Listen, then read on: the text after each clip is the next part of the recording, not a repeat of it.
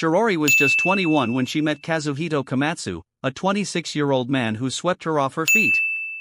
He appeared to be charming, presenting himself as a wealthy entrepreneur. But soon after, Shiori realized something was off. Kazuhito wasn't who he said he was. He operated shady businesses with his brother, including brothels, which he had hidden from her. As soon as Shiori tried to break free from this relationship, Kazuhito's darker side emerged. Kazuhito wasn't just possessive, he was dangerous. He began to stalk her, harass her family, and threatened her in terrifying ways. On multiple occasions, Shiori went to the police, pleading for help. But shockingly, they dismissed her complaints. The police not only refused to take action, but some even blamed her for breaking Kazuhito's heart after accepting expensive gifts from him. Shiori finally mustered the courage to confront Kazuhito and told him she would never see him again. That very day, Kazuhito and his brother Takashi stormed into her home, threatening her family and spinning lies about debts she supposedly owed. But Shiori was prepared. She had secretly recorded everything. Armed with this evidence, she went to the police again. And once again, they did nothing. The terror only escalated. Silent calls, threatening letters, and posters slandering Shiori and her family appeared everywhere, but the police continued to ignore their pleas.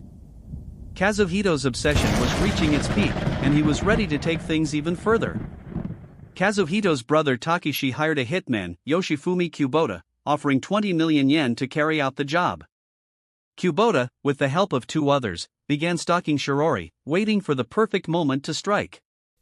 Months passed, and when one day Shiori left her house, she was on her way to Okegawa Station, riding her bicycle as usual. Kubota was waiting. As Shiori dismounted her bike, Kubota walked up to her and, without hesitation, stabbed her in the side. She tried to turn, but it was too late.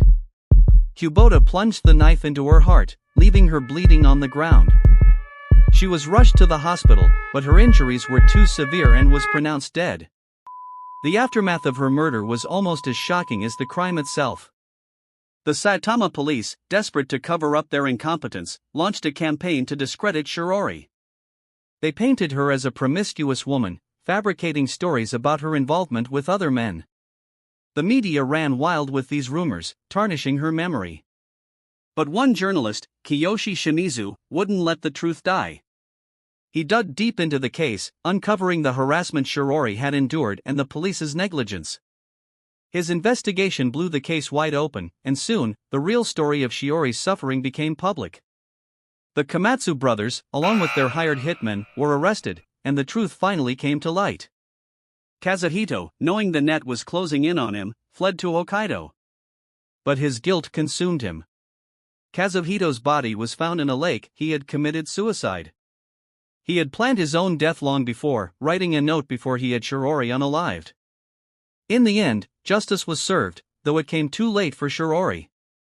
Kubota, the hitman, was sentenced to 18 years in prison. Kawakami and Ito each received 15 years.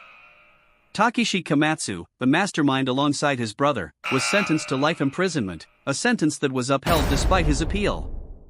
The police's failure to protect her led to a nationwide outcry, and 3 officers were eventually convicted for their negligence. They received suspended sentences, but the damage to the police's reputation was done. Shiori's family also won a lawsuit against the police, proving their incompetence but falling short of holding them fully responsible for her death.